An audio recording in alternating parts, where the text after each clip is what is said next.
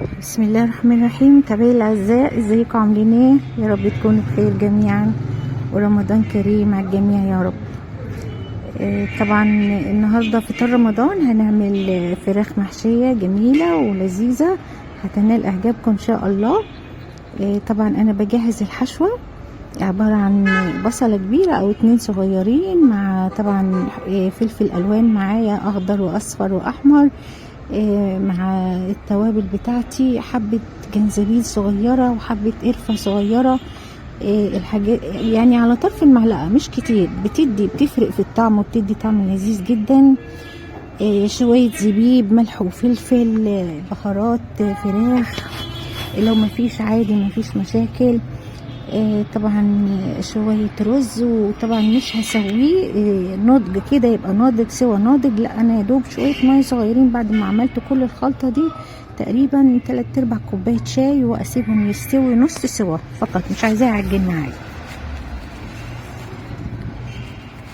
وطبعا زي ما حضراتكم شايفين الفراخ الجميلة، طبعا دي مغسولة ومنقوعة وشايلة منها كل الزفارة، والليمون وطحينة، كل ما هو مجدي معايا في عملية التعقيم والقضاء على زفارة الفراخ أنا بعمله، ما بقصرش والله. مع ذلك بتطلع الفراخ جميلة وريحتها حلوة وطعمها لذيذ.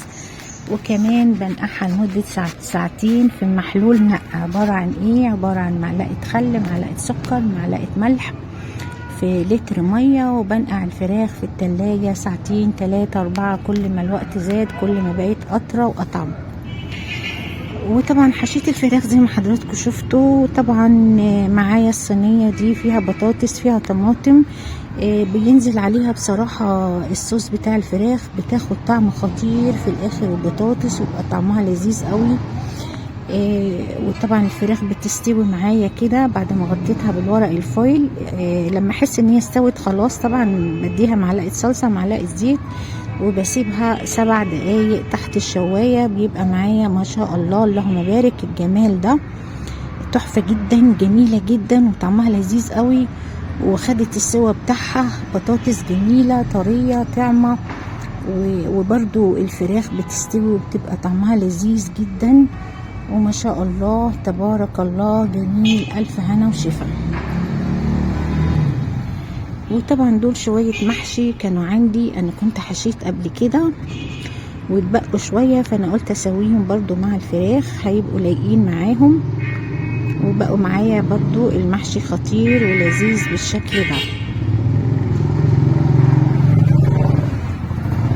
طبعا الخطوات كلها سهلة ولذيذة والفينش بتاعها رائع زي ما حضراتكم شايفين كده.